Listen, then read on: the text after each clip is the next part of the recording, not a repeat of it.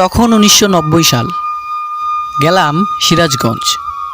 জায়গাটা দেখতে যতটা সুন্দর তার থেকে পরিবেশটা আরও বেশি সুন্দর। সেবার বৈশাখ মাস, ঝড় জলের সময়। পদ্মা নদীর বুক দিয়ে নৌকায় করে চলেছি সাইমনের বাড়ি।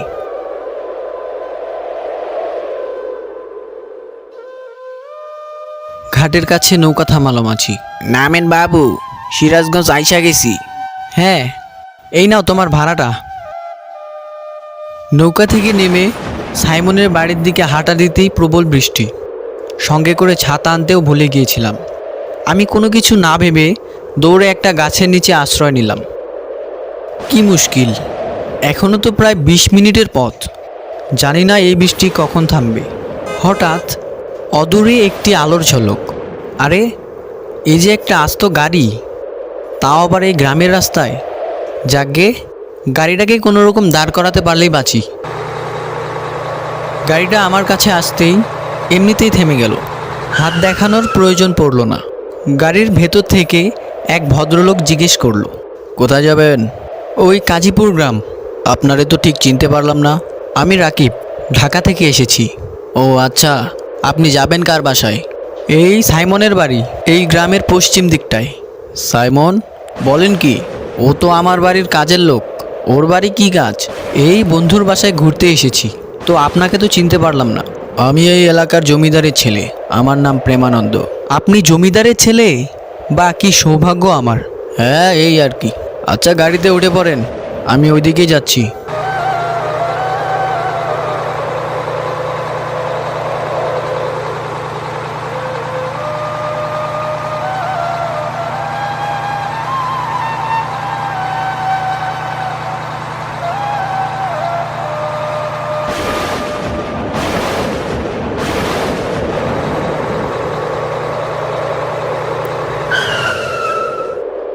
এই তো সাইমনের বাড়ি চলে এসেছি। আচ্ছা, ধন্যবাদ। পরে আবার কোনোদিন দেখা হবে। সাইমন? আরে সাইমন, কি হলো? দরজা খোল। আরে দোস্ত, আসো আসো, ভিতরে আসো।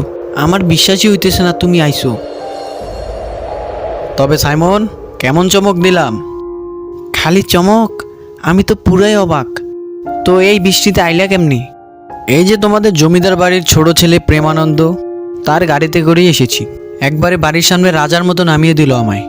চিঠিতে তো বলনি তুমি ওনার বাসায় কাজ করো। না দোস্ত, বেশি দিন হয়নি, মাস দুয়েক আগে যোগ দিয়েছি। যাকে বাদ দাও এসব। অনেক দূর থেকে এসেছো, খেয়ে নাও এখন। বাবু বাবু, আমি কিছু করি নাই, আমায় ছেড়ে দেন। দোহাই লাগে, আমাকে ছেড়ে দেন। এই কে আছিস? বেটাকে শক্ত করে ধর, বেটার আজ নিস্তার নেই।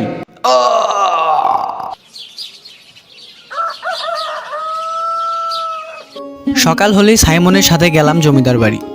সাইমন আমাকে পুরো জমিদার বাড়ি ঘুরে দেখালো। কি অসাধারণ মুহূর্ত, সাথে প্রকৃতির অমায়ক হাসি। প্রাণটা যেন জুড়িয়ে গেল।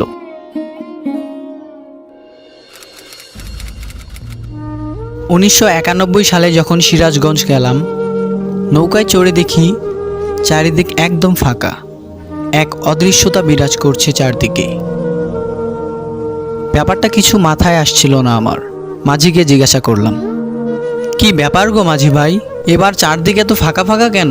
আপনি জানেন না বাবু, এবার সারা গায়ে মহামারী হইছে। কোনো এক অজানা অসুখে সারা গা একদম ছন্নছাড়া হইয়া গেছে। আচমকা বুকটা যেন ছেদ করে উঠল। তবে তবে কি এতে সাইমনের কোনো ক্ষতি হলো?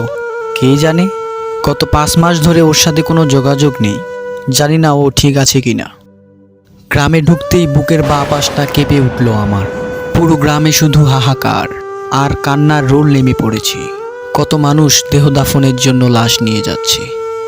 আমার মনে হচ্ছিল আমি কোনো এক মৃত্যুপুরীতে চলে এসেছি। সাইমনের বাড়ির কাছে আসতেই দেখলাম দরজায় তালা ঝুলছে। আমায় দাঁড়িয়ে থাকতে দেখে এক ভদ্রলোক জিজ্ঞেস করলো, কারে খুঁজছেন? সাইমনকে। তারপর উনি হতাশ হয়ে বললেন, ও তো আর বাইচা নাই।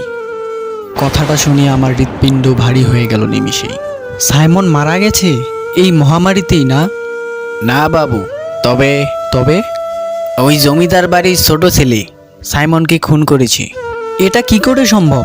সাইমন তো তার বাসায় কাজ করত। এই শয়তান প্রতি বছর নতুন নতুন লোক কাজে রাখতো, তারপর মিথ্যা চুরির অপবাদে তাদের জমি জমা দখল করে মেরে ফেলতো। সাইমন তার প্রতিবাদ করেছিল, তাই সাইমনকে মেরে ফেলে প্রেমানন্দ। কি বলছেন কি? আমি আজই এর বিহিত করব। না না, তা কি করে হবে? সাইমন মারা যাওয়ার 1 মাস পরে উনিও নদীতে গোসল করতে গিয়ে মারা যান। যাগে, গ্রামের যে পরিস্থিতি, তাতে এই গ্রামে থেকে আপনার আর কাজ নেই। আপনি চলে যান, না হলে আপনাকে এই মহামারীতে অযথা প্রাণ হারাতে হবে। ঠিকই বলেছেন। আচ্ছা, এখন গেলে কি নৌকা পাওয়া যাবে ঘাটে? তা পেয়ে যেতে পারেন, তবে যদি পা চালিয়ে যেতে পারেন তবে। ঘাটের কাছে গিয়ে দেখলাম কোনো নৌকো নেই। আকাশে থোকা থোকা কালো মেঘ জমেছে, ঠিক আমার মনের মতোই। ও কি ও বন্ধু কাজল ভ্রমরারে, কোনদিন আসিবেন বন্ধু, কয়া যাও রে, কোনদিন আসিবেন বন্ধু, কয়া যাও রে। যদি বন্ধু যাইবার সাথ, ঘাড়ের গামছা থুইয়া যাও রে, বন্ধু কাজল ভ্রমরারে, কোনদিন আসিবেন বন্ধু, কয়া যাও রে, কোনদিন আসিবেন বন্ধু। যে বন্ধুকে আমি গত 6 বছর ধরে চিনি, যে আমার এই অঞ্চলে আসার একমাত্র সূত্র ছিল, শুনলাম সে আর নেই। বিধাতা এতটা নিষ্ঠুর কিভাবে হতে পারে? বারবার শুধু মনে পড়ছে সাইমনের নিষ্পাপ মুখখানি। আগে যদি জানতাম লোকটা এত বড় শয়তান, তাহলে সাইমনকে আমার সাথে নিয়ে যেতাম।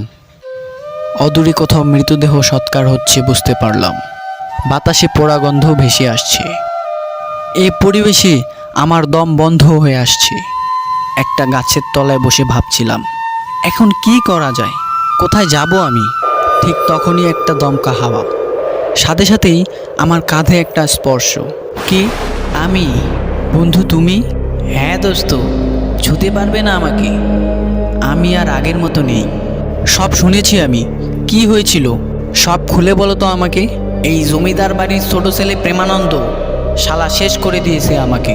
সেদিন ছিল রবিবার, আমার ছুটির দিন। সন্ধ্যায় গিয়েছিলাম একটু জমিদার বাড়িতে সব ঠিক আছে কিনা দেখার জন্য। গিয়ে দেখি একজন নিরীহ কাজের লোককে অযথা টর্চার করছে। তুমি তো জানোই আমি অন্যায় সহ্য করতে পারি না।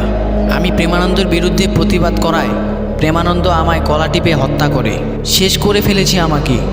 ও শালা আমার মতো এরকম অনেক কাজের লোকের জীবন কেড়ে নিয়েছে, তবে সেও বাঁচেনি। ওকে আমি নদীতে ডুবিয়ে মেরেছি। মরার পরেও কি শান্তি দিচ্ছে? শালা মরার আগেও মানুষকে জ্বালিয়েছে, মরার পরেও জ্বালাচ্ছে। পানির মধ্যে ভাইরাস ছড়িয়ে দিয়ে গ্রামের মানুষকে নির্মমভাবে মেরে ফেলছে। সেই ভাইরাসের ওষুধ বের করতে পারছে না এই গ্রামের মানুষ। তুমি বাইরে থেকে ডাক্তার এনে গ্রামের মানুষকে বাঁচাও দোস্ত। তুমি চিন্তা করো না, আমি এই শয়তানের হাতে আর কারো জীবন যেতে দেব না। এটা শোনা মাত্র সাইমন কোথায় যেন অদৃশ্য হয়ে গেল। আমি কিছুদিন সেই গ্রামে থেকে বাইরে থেকে ডাক্তার এনে গ্রামের সব মানুষকে রক্ষা করি। তারপর থেকেই সেই গ্রাম আগের মতো স্বাভাবিক হয়ে যায়।